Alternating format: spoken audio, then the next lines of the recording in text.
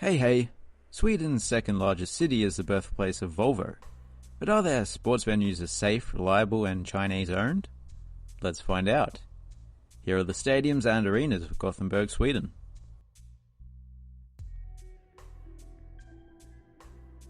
We'll start at an indoor arena called Frölundaborg Isstadion, which was the first indoor hockey arena to be built in the city. Frölunda Hockey Club won their first championship a couple of years before this place opened. They were then playing at an outdoor stadium. That success presumably helped with the fundraising to build this arena.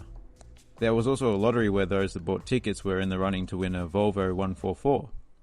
Nowadays the club only use this arena when their primary home is being used for concerts and whatnot.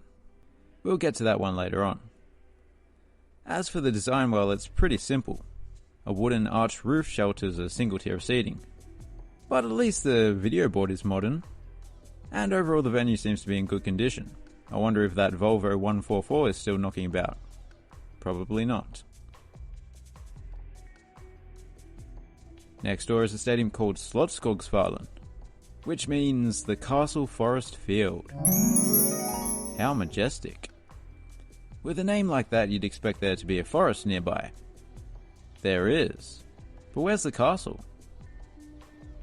I don't see any. Perhaps there are some remnants hiding away amongst the trees. Or maybe they just chose the name because it sounds cool. Anyway, whilst we can't see an actual castle, the stadium itself does have some castle-like features, as you can see here. Slottsskogsvallen actually turned 100 last year. Sorry, the year before.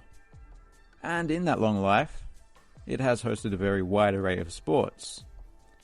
From football to speedway, and the sport that it's most often used for today.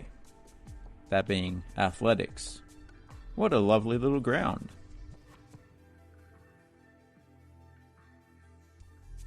Ullevi. This stadium was initially built for the 1958 World Cup, where it hosted some games, including the semi-final in which Sweden beat West Germany 3-1. Whatever happened to West Germany? They used to do very well in international football, but they seem to have faded into the oblivion. Oh, wait a minute. Foolish me. West Germany is the old name for the Netherlands, isn't it? The design of this ground is actually an adapted version of Malmö Stadion, which is a stadium in Malmö. You can clearly see the resemblance, but this one is bigger, more enclosed, and in Gothenburg. The undulating seating layout is a little unusual, but I quite like it. The seating did actually nearly collapse once. It wasn't during a football match, but a Bruce Springsteen concert. This was due to the relatively soft clay soil that the stadium is built upon. After the event, the structural integrity of the building was enhanced. And it has since hosted plenty of thrash metal concerts, so you know it's solid.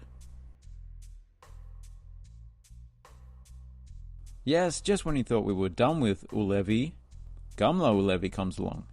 And if two stadiums named Ullevi isn't confusing enough, this one is actually situated on the site of another Ullevi, which predates the other Ullevi, which is why the other Ullevi is also known as Nya Ullevi, New Ullevi, and Gamla means old.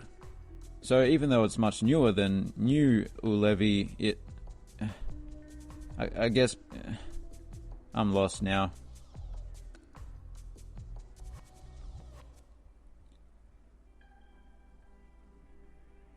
Where do I go from here? I suppose, given that I've mentioned it so often, I should tell you that Ullevi means, well, Ul is a Norse god.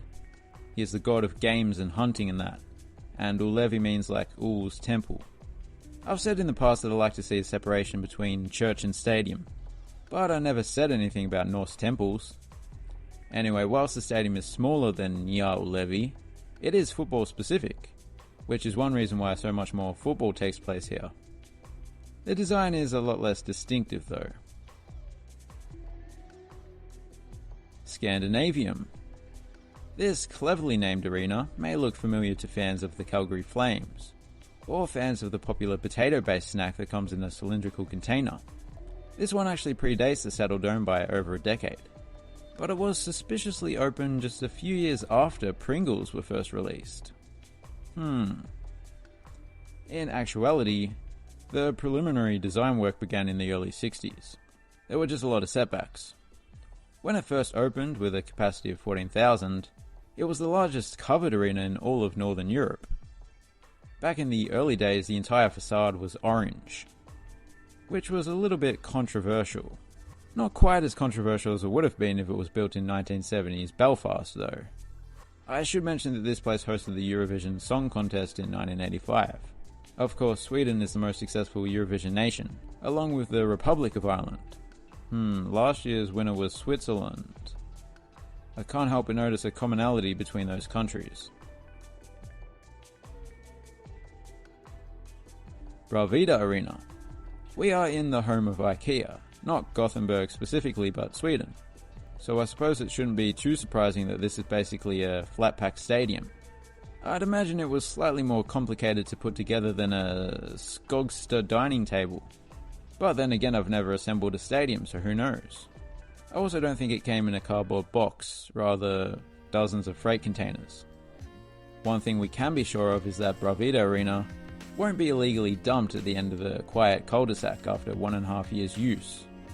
As you would expect from an off-the-shelf stadium, it's not the most complex design, consisting of a symmetrical single tier of seating, bordering each side of the field.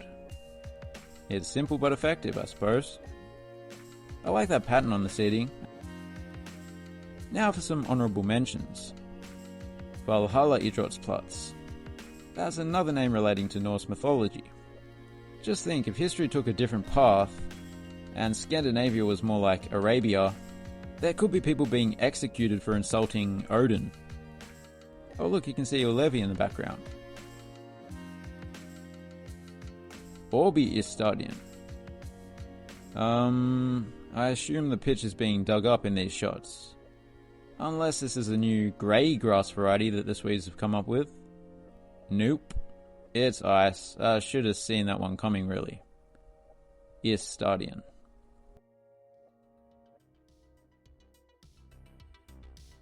So there you have it. My favourite of the lot would have to be Scandinavium. It may be old, but I love the name and the design is completely unique. Well, not completely unique, but interesting nonetheless. Consider subscribing for more stadium goodness. You never know what's coming next. Could be Malmö, could be Cairo, could be Timbuktu, won't be Timbuktu. Thanks for watching, have a good one.